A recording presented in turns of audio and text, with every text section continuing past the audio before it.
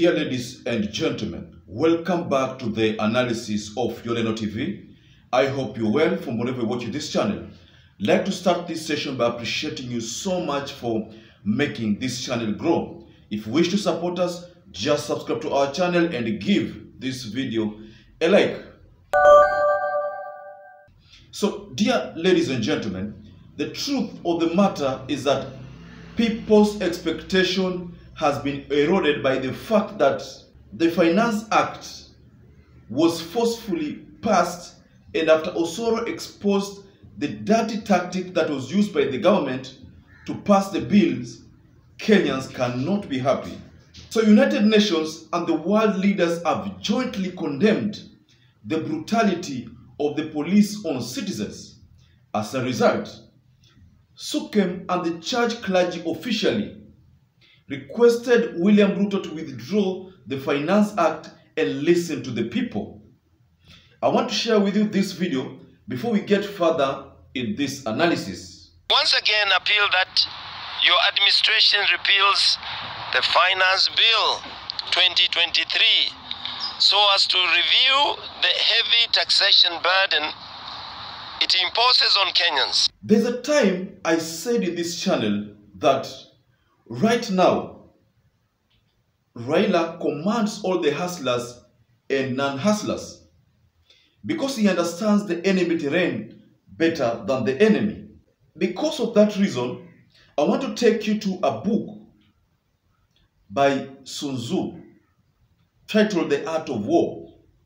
I want us to understand something about RAILA's game plan and why he is getting the UN, the SUPKEM, the church clergies, and literally all the world leaders talking about this government. So in the book of The Art of War by Sun Tzu, we are told that if you know your enemy and yourself, you need not fear the result of 100 battles.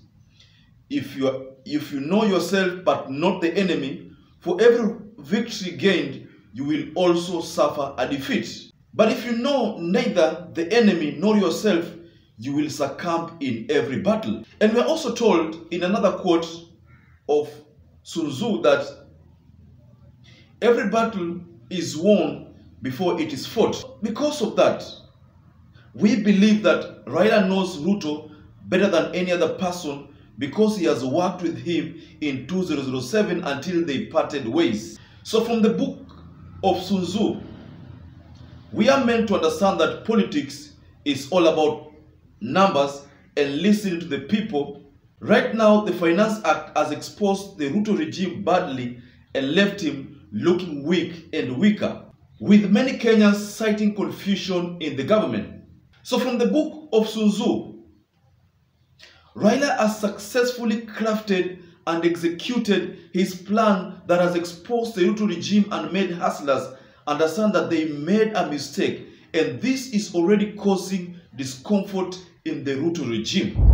This scenario can be better explained by a number of debates that we have seen between Azimio and the UDA people. We have seen, in fact, there's a time there, and I remember sharing this analysis, and I remember sharing that analysis in this channel, where William Ruto was taken through an interview by the joint media. We have seen interviews between Edwin Sifuna, Boni and Wale. We've seen interviews between Madam Kagiri and Senator Onyonka. We have seen so many other interviews. So I want to take you to some of these interviews because from those interviews you can now understand the level of confusion in this Kenya Kwanza regime. So let me take you through an interview where Senator Onyonka professionally schooled the UDA leader, Madam Kagiri, over the messes that this Kenya Kwanza regime have had during a span of less than 1 year, talking about the scandals and the like. So just listen to this video. Can I come in because I'm Azimio? My leader, Madam Kagiri, you guys are in government. Yes. Can you please govern? And that's what we are doing. When you hear us collecting signatures, why are you worried about it? If they mean nothing. It's the nuisance value is on us as Azimio. Number two, the problems of this country have nothing to do with some of us not wanting President William Ruto to govern. What we are saying, let me ask you, Madam Kagiri, since President Ruto took over, how many scandals have come in? At least we've had the health ministry scandal, and he handled it. Wait, don't go that way. How many have come in? The story of fuel. You have got KEMSA, story of fertilizer, story of I don't know what. We look at how your leadership is gobbling billions of shillings with helicopters and motorcades, and every time we raise this issue, you are talking about RAILA. RAILA is not in government. Can you people govern? What we are asking President William Ruto to do the way all presidents do. William Ruto is now scoring an A, talking about Africa Union and Pan-Africanism and great lofty ideas. But what we are saying is, let the president come and say, we found the coffers empty. There was no money in these coffers. The person who stole the money, like they said, for so many months was so and so and so. We've arrested them. They have gone to jail. We have now started collecting taxes, but we don't have enough. The taxes we'll collect will be this much. We will share this with the counties. We will share this for development expenditure. We'll be paying our debts in this amount. And by the way, Kenyans, the period which I think you can suffer might be maybe 2 years or 3 years. Can you please allow us to govern? If RAILA goes to the street, so long as nobody's property is destroyed, so long as nothing happens that is going to injure other people, the Constitution allows us as Azimio to go and demonstrate in the streets. The only thing we are saying is that this narrative that all that we are doing in Azimio is because we have got no value. Azimio, we are in the opposition. Madam Kagiri, I will be talking about how you have failed until the 5 years are over. So on a second scenario of between Osoro and the media personality, Osoro was also taken through a series of questioning, just trying to find whether he understands what is going on, because we've realized that most of these leaders, they just shout, they just talk about literally everything, but they don't understand the policies which themselves are advocating for. Like for the case of this scenario, just listening to how Osoro was taken to task to explain why fuel was high, despite the fact that the courts had suspended the Finance Act until a later date. Osoro was asked a very simple question. But just listening to what Osoro was asked and how he responded. Port issued orders that the Finance Act should not be implemented. That is true. Until the matter is pursued. That is true. On the same date, EPRA came out and announced the figures that implement the VAT on fuel, which were effective the following day. But the finance... 10 days now. You know, the Finance Act talked about the increase on the VAT on fuel, right? Yeah. But it did not talk about the local standard of the EPRA as an organization to review their pricing at whatever time. What are you saying? What I'm saying is very simple, that EPRA reviews their prices on 14th of April. Over and over. It's just coincidental that at that point they review on 14th of every month. In that video, would you say that the Kenya Kwanza regime, the House of Kenya Kwanza regime, is in order, or there is absolute confusion in the Kenya Kwanza regime? This Kenya Kwanza government is experiencing endless confusion, and that explains what Raila Odinga has successfully exposed to Kenyans. Also, there's this issue of Samson Cherengai. No, I understand. What is the housing deficit? You're going with it. What is the housing deficit in this country? Yes, that is also a response from Samson Cherengai. What does that mean? It's very simple, ladies and gentlemen.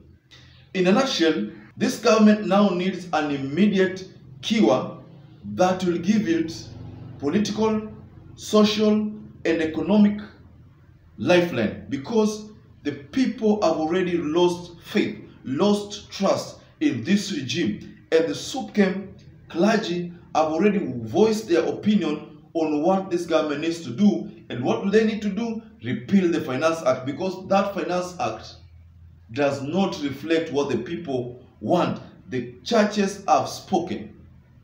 I want to tell you, ladies and gentlemen, that the churches have always been boasting that this Kenya Kwanza regime hound walitengeneza. But this is, to so many people, appearing to be, kwamba inaonekana kama pastors wameamka, wameona, oh, so this is not the God-sent government that we thought. The churches could not agree with this regime anymore because of the deaths which are being experienced when people peacefully picket, because of the arrests which are being made when people peacefully demonstrate. So the SUPKEM clergy cannot agree with this regime, and that's why they've explained to this regime how that Finance Act is not reflecting the will of the people, the wish of the people.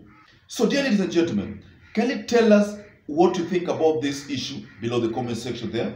I would like to hear what your takes are as far as the SUPKEMs, clergies, and international calls, and the world leaders talking about this issue and how Raila Amolo Odinga has successfully exposed this regime. I give Raila Amolo Odinga kudos there for a job well done. That is his job, because they said we want a very strong and robust opposition. That is what Raila Amolo Odinga is doing. He is exercising what is in the Constitution, not what is outside the Constitution. And what is in the Constitution is a peaceful maandamano, right to peacefully picket, right to peaceful assemblies. That is what Raila Amolo Odinga is attempting to exercise. So the world has already spoken. Dear ladies and gentlemen, I would like to rest my case there, but kindly also don't forget to give this video a like. Don't forget to hit that notification bell so that every time we upload any video, you will always become the first person to get notified. Also, I'd like to urge you to stay safe and stay blessed as you subscribe to this channel.